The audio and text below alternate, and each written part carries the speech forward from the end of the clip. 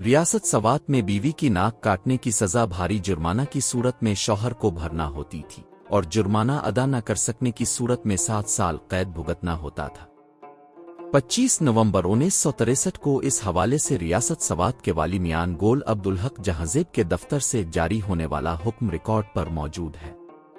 हुक्म के मुताबिक जो शौहर अपनी बीवी की नाक काटेगा तो वो 2000 रुपये जुर्माना अदा करेगा। जुर्माना अदा न करने की सूरत में 7 साल कैद भुगतेगा।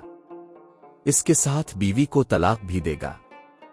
5 अक्टूबर 1964 को वाली सवात का एक फैसला भी रिकॉर्ड पर मौजूद है, जिसके मुताबिक मुल्जिम अब्दुल रशीद साकिन लीलो नई जब वाली सवात के सामने अपनी बीवी की नाक काटने के जुर्म में पेश किया गया तो बयानात सुनने के बाद वाली साहिब ने हुक्म दिया कि मुल्जिम अब्दुल रशीद न सिर्फ अपनी बीवी को तलाक देगा बल्कि बाकायदा जमानत भी देगा कि जेल से रिहाई के बाद वो रियासत में ना रहेगा, वरना 2000 रुपये जुर्माना अदा करने का पाबंद होगा।